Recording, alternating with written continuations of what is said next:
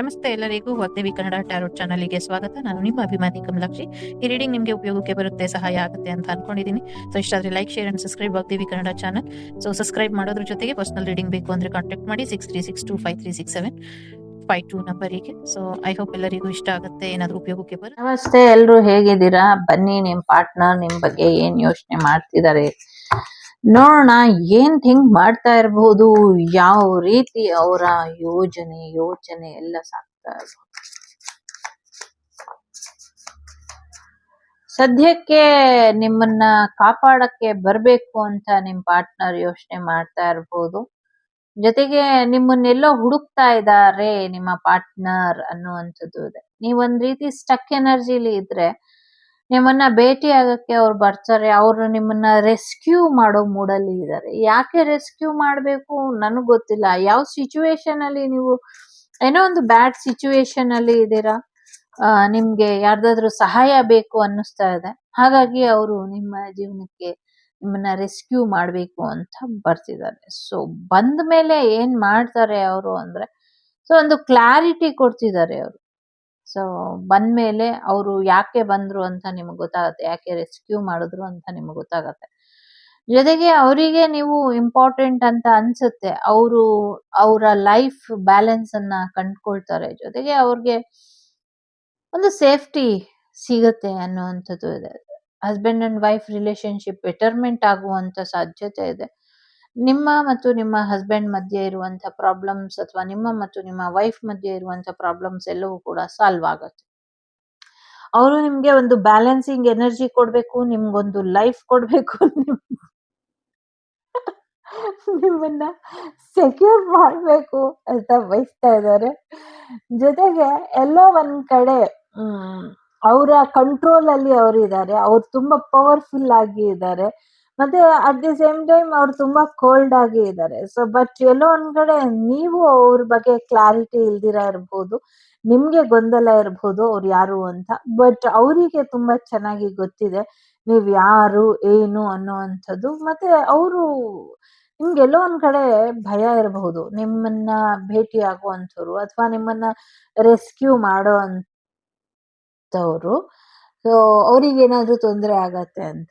But ಆ ಥರ ಏನಿಲ್ಲ, ವೆರಿ ಪವರ್ಫುಲ್ ಪರ್ಸನ್ನೇ ಬರ್ತಾರೆ. ಎಲ್ಲೋ ಒಂದ್ ಕಡೆ ನಿಮ್ಮನ್ನ ರೆಸ್ಕ್ಯೂ ಮಾಡೋ ಅಗತ್ಯನೇ ಇಲ್ಲ ಯಾರಿಗೂನು. ಸೊ ನಿಮಗ್ ನೀವು ಮೋಸ ಮಾಡ್ಕೊಳ್ತೀರಾ ಅನ್ನೋದ್ಕಿಂತ ಯಾರೋ ಒಬ್ರು ನಿಮ್ಮನ್ನ ಸ್ಟಕ್ ಎನರ್ಜಿಲಿ ಇಟ್ಟಿದ್ದಾರೆ ಅಂದ್ರೆ ನಿಮ್ ಕೈಲಿ ಸಾಧ್ಯ ಇದೆ. ಅದನ್ನ ನೀವೇ ಸ್ವಲ್ಪ ಪ್ರಯತ್ನ ಪಟ್ರೆ ಈಸಿಯಾಗಿ ಸ್ಟಕ್ ಎನರ್ಜಿಯಿಂದ ಹೊರಗ್ ಬರ್ಬೋದು ಅನ್ನುವಂಥದ್ದು ಇದೆ. ಎಲ್ಲೋ ಒಂದ್ ಕಡೆ ನೀವೇ ಯಾರನ್ನೋ ಕಾಯ್ಕೊಂಡು ಟೈಮ್ ವೇಸ್ಟ್ ಮಾಡ್ತಿದ್ದೀರಾ ಅಂತ ಅನ್ನಿಸ್ತಾ ಇದೆ.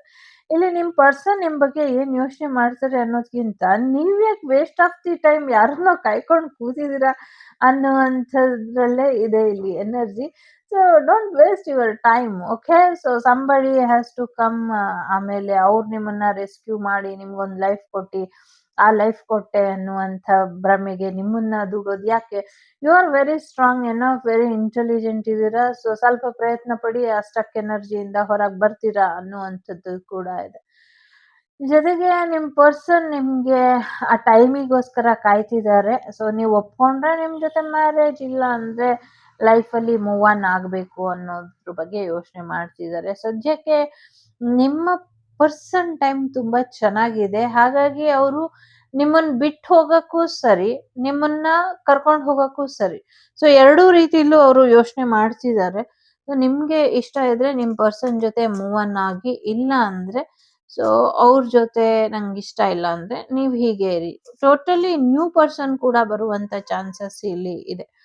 ಎಲ್ಲೋ ಒಂದ್ ಕಡೆ ನಿಮ್ ಪರ್ಸನ್ ಕಡೆಯಿಂದ ನಿಮ್ಗೆ ಬೇಜಾರಾಗಿರ್ಬಹುದು, ಬಂದಿಲ್ಲ ನೋಡಿಲ್ಲ ಅಂತ. ಬಟ್ ಆ ಥರ ಏನು ಇಲ್ಲ. ಅವ್ರೇನೋ ಒಂದು ಕ್ಲಾರಿಟಿಗೋಸ್ಕರ ಹುಡುಕ್ತಾ ಇದ್ರು, ಆ ಕ್ಲಾರಿಟಿ ಸಿಕ್ತು. ಮತ್ತೆ ಅವ್ರೇನೋ ಒಂದು ಟೈಮಿಂಗ್ಗೋಸ್ಕರ ಕಾಯ್ತಾ ಇದ್ರು, ಆ ಟೈಮ್ ಕೂಡ ಬಂದಾಯ್ತು. ಈಗ ಅವರು ಮೂವ್ ಆನ್ ಮಾಡೋದಕ್ಕೆ ರೆಡಿ ಇದ್ದಾರೆ. So let's begin with new journey ಅನ್ನೋ ರೀತಿಯಲ್ಲಿ ನಿಮ್ ಪಾರ್ಟ್ನರ್ ಎನರ್ಜಿ ಇದೆ. ನಿಮ್ ಬಗ್ಗೆ ನಿಮ್ ಪಾರ್ಟ್ನರ್ ಬರೀ ದುಡ್ಡಿಗೋಸ್ಕರ ಇದ್ದೀರಾ, ಯಾವಾಗ್ಲೂ ದುಡ್ಡು ದುಡ್ಡು ಅಂತ ಇರ್ತೀರಾ ಅಂತ ಕೂಡ ಯೋಚನೆ ಮಾಡ್ತಾರೆ. ಕೆಲವ್ರಿಗೆ ನಿಮ್ ಪಾರ್ಟ್ನರ್ಗೆ ತುಂಬಾ ಚೆನ್ನಾಗಿದೆ, ಅವ್ರನ್ನ ನೀವು ಬ್ಯಾಲೆನ್ಸ್ ಮಾಡ್ತಿದ್ದೀರಾ, ಸೊ ಅವ್ರು ಬೇಕಾಗಿಲ್ಲ ನಿಮ್ಗೆ ಅನ್ನುವಂಥದ್ದು. ಸೊ ಎಲ್ಲೋ ಒಂದ್ ಕಡೆ ಆ ಎನರ್ಜಿ ಅವರಿಗೆ ತುಂಬಾ ಕೋಪನ ತರಿಸ್ತಾ ಇದೆ. ಹಾಗಾಗಿ ಅವರು ತುಂಬಾ ಸಿಟ್ಟಲ್ಲಿ ಇದ್ದಾರೆ ಅಂತಾನೆ ಹೇಳ್ಬಹುದು.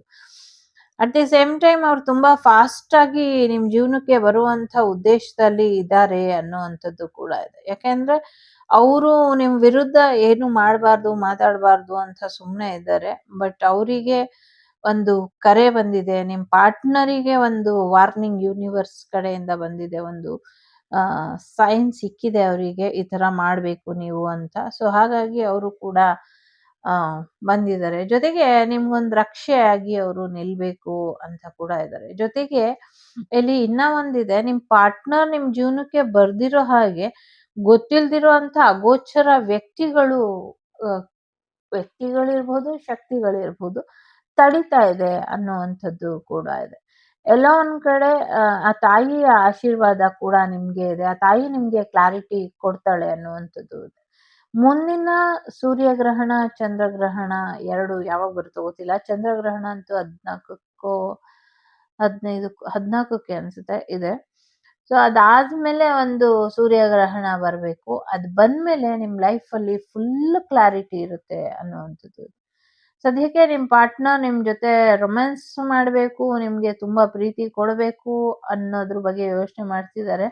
ಅಟ್ ದಿ ಸೇಮ್ ಟೈಮ್ ನೀವ್ ಯಾರಿಗೂ ಕೊಡ್ದಿರ ಇಟ್ಟಿರೋ ಪ್ರೀತಿನೆಲ್ಲ ಅವರೇ ಅವರೇ ತಗೊಳ್ಬೇಕು ಅಂತ ಕೂಡ ಯೋಚನೆ ಮಾಡ್ತಿದ್ದಾರೆ. ನಿಮ್ಮ ಪ್ರೀತಿನ ಕದಿಯೋ ಹುಮ್ಮಸ್ಸಲ್ಲಿ ನಿಮ್ ಪಾರ್ಟ್ನರ್ ಇದ್ದಾರೆ. ಕೆಲವ್ರಿಗಂತೂ ನಿಮ್ ಪಾರ್ಟ್ನರ್ ಯಾರು ಅಂತ ಗೊತ್ತಿಲ್ಲ.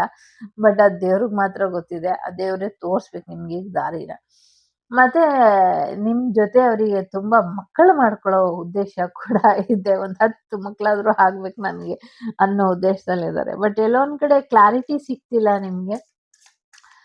ಬಟ್ ನಿಮ್ ಪರ್ಸನ್ ಇಲ್ಲಿ ತುಂಬಾ ಸ್ಟ್ರಾಂಗ್ ಆಗಿ ನಿಮ್ಗೆ ಕಮಿಟ್ಮೆಂಟ್ ಕೊಡ್ಬೇಕು ಅನ್ನೋದ್ಕಿಂತ ನಿಮ್ಮನ್ನ ಕಾಪಾಡಿ ನಿಮ್ ಪ್ರೀತಿನ ಪಡ್ಕೊಳ್ಬೇಕು ಅನ್ನೋಂಥ ಉದ್ದೇಶದಲ್ಲಿ ಇದ್ದಾರೆ.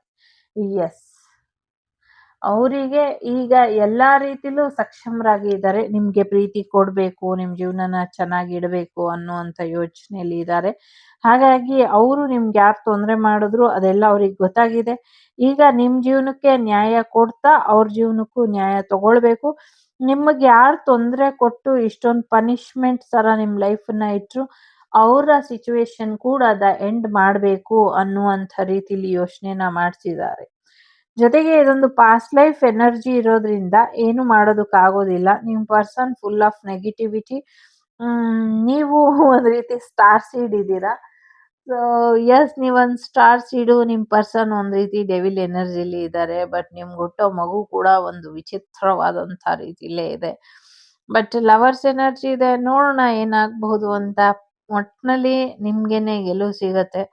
ಹೆಚ್ಚು ತಲೆ ಕೆಡ್ಸ್ಕೊಳ್ಬೇಡಿ, ಪಾಸಿಟಿವ್ ಆಗಿ ಮುಂದುವರಿರಿ. ಓಕೆ, ನಿಮ್ ಪರ್ಸನ್ ಒಟ್ನಲ್ಲಿ ವೆರಿ ಸ್ಟ್ರಾಂಗ್ ಎಮೋಷ್ನಲ್ ಅಲ್ಲಿ ಇದ್ದಾರೆ. ಸೊ ಅವರಿಗೆ ಏನು ಬೇಡ, ನೀವ್ ಬೇಕಿವಾಗ ಅಂತ ಅನ್ನಿಸ್ಲಿಕ್ಕೆ ಶುರು ಆಗಿದೆ. ಬಟ್ ಬಾರದೂರಿಗೆ ನಿನ್ನ ಪ್ರಯಾಣ ಅನ್ನೋ ರೀತಿಲಿ ಕೆಲವ್ರಿಗೆ ಇದೆ. ಎಸ್, ಡೆಫಿನೆಟ್ಲಿ ಬ್ಲ್ಯಾಕ್ ಮ್ಯಾಜಿಕ್ ಎನರ್ಜಿಯಿಂದ ಸಮಸ್ಯೆಗಳಾಗಿರೋದು. ಆದ್ರೆ ಏನ್ ಮಾಡಕ್ಕಾಗತ್ತೆ. ಸೊ ಈಗ ಬಿಟ್ಟು ಹೋದಂಥ ವ್ಯಕ್ತಿಗಳನ್ನ ಯೋಚನೆ ಮಾಡ್ತಾ ಕೂರೋದಕ್ಕೆ ಸಮಯ ಇಲ್ಲ ಅನ್ನುವಂಥ ರೀತಿಲಿ ಆ ರಿಲೇಶನ್ಶಿಪ್ ಅನ್ನ ಎಂಡ್ ಮಾಡ್ಕೊಂಡು ಲೈಫಲ್ಲಿ ಮುಂದುವರಿಯೋದ್ರ ಕಡೆ ನಿಮ್ ಪರ್ಸನ್ ಗಮನನ ಕೊಟ್ಟಿದ್ದಾರೆ. ಇದಿಷ್ಟು ನಿಮ್ಗೆ ಬಂದಂತ ಮಾಹಿತಿ ಇಷ್ಟ ಆಯ್ತು ಅಂತ ಅನ್ಕೊಳ್ತೀನಿ. ಇಷ್ಟ ಆದ್ರೆ like, share and subscribe Vagdevi Kannada channel. ನಾನು ನಿಮ್ಮ ಅಭಿಮಾನಿ ಕಮಲಾಕ್ಷಿ. ಎಸ್, ಗಿಫ್ಟ್ ಬರೋದ್ರಲ್ಲಿ ಇದೆ, ದುಡ್ಡು ಬರೋದ್ರಲ್ಲಿ ಇದೆ ನಿಮ್ ಪಾರ್ಟ್ನರ್ ಕಡೆಯಿಂದ. ಜೊತೆಗೆ ಅವರು ಕೂಡ ನಿಮ್ ಜೀವನಕ್ಕೆ ಬರ್ತಿದ್ದಾರೆ. ಆದಷ್ಟು ಬೇಗ ಸ್ಟ್ರಾಂಗ್ ಕಮಿಟ್ಮೆಂಟ್ ತಗೊಂಡು, ಈವನ್ ಇದು ಸಿಂಗಲ್ ಆಗಿದ್ರು ಕೂಡ ಇದು ಆಗತ್ತೆ. ನೀವು ಬರೀ ರಿಲೇಶನ್ಶಿಪ್ ಅಲ್ಲಿ ಇದ್ರು ಇದೇ ಆಗತ್ತೆ. ನೀವು ಮ್ಯಾರಿಡ್ ಆಗಿದ್ರು ಇದೇ ಆಗತ್ತೆ. ನೀವ್ ಯಾರೇ ಆಗಿರ್ಲಿ, ನಿಮ್ ಲೈಫಲ್ಲಿ ನಿಮ್ ಪಾರ್ಟ್ನರ್ ಇದೇ ಮಾಡ್ತಿದಾರೆ. ಪಾರ್ಟ್ನರ್ ಅಂದ್ರೆ ಹಸ್ಬೆಂಡ್ ಆದ್ರೂ ಇದನ್ನೇ ಮಾಡ್ತಾರೆ. ಅಷ್ಟು ಸ್ಟ್ರಾಂಗ್ ಎನರ್ಜಿ ಇದೆ. ಹೊಸ ಮನೆ ಕೂಡ ನಿಮ್ಗೆ ಗಿಫ್ಟ್ ಕೊಡುವಂತ ಸಾಧ್ಯತೆ ಇದೆ. ನಿಮ್ಮ ಪಾರ್ಟ್ನರ್ ಜೊತೆಗೆ ಈಜಿಪ್ಟ್ ದೇಶಕ್ಕೆ ಹೋಗುವಂತ ಸಾಧ್ಯತೆ ಇದೆ. ನಿಮ್ ಮನೆ ಬಾಗ್ಲಲ್ಲಿ ಯಾರೋ ಗಿಫ್ಟ್ ಇಟ್ಬಿಟ್ಟು ಹೋಗ್ತಾರೆ. ಸೊ ನಿಮ್ಮ ಸೀಕ್ರೆಟ್ ಅಡ್ಮೈರ್ ಇರ್ಬಹುದು, ತಗೊಳ್ಳಿ. ಟೇಕ್ ಕೇರ್, ಬಾಯ್.